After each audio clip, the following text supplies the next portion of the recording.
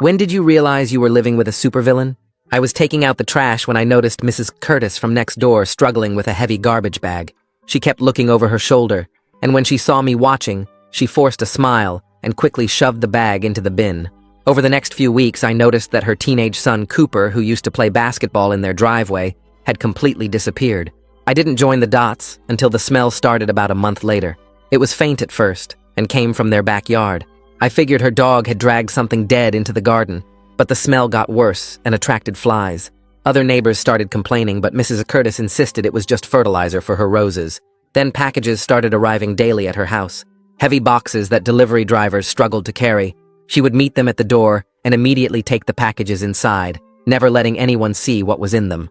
The delivery trucks came from industrial supply companies, which seemed odd for a suburban neighborhood. One night I couldn't sleep and saw lights on in her basement.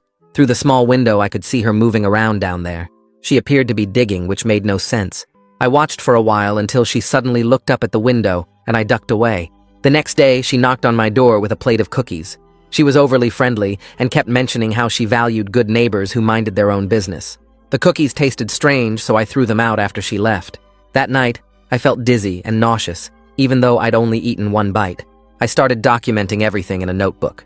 The late-night digging sounds. The chemical smell that burned my nose when the wind blew from her yard. The fact that I hadn't seen her husband in 2 months, even though his car was still in the driveway. Something was very wrong at the Curtis house. The breaking point came when I saw her dragging something heavy across her backyard in the middle of the night. It was wrapped in a tarp, but shaped distinctly like a body. She pulled it toward the shed where she kept gardening supplies.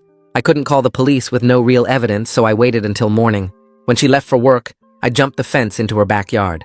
The shed was locked, but through a crack, I could see multiple tarps piled inside. The smell was overwhelming and definitely not fertilizer.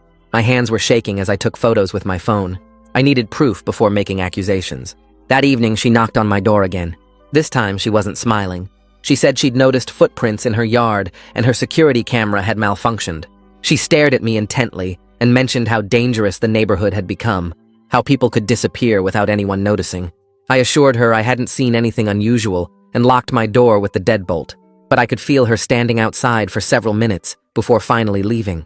That night, I uploaded all my photos and notes to cloud storage and shared them with my brother who lived across town just in case. The next morning, there were police cars everywhere. Officers were carrying evidence bags out of the Curtis house while she sat in the back of a squad car. Neighbors gathered on the sidewalk whispering about what they'd found. The word bodies kept coming up, but nobody knew the full story yet. A detective approached me since I lived next door. He asked if I'd noticed anything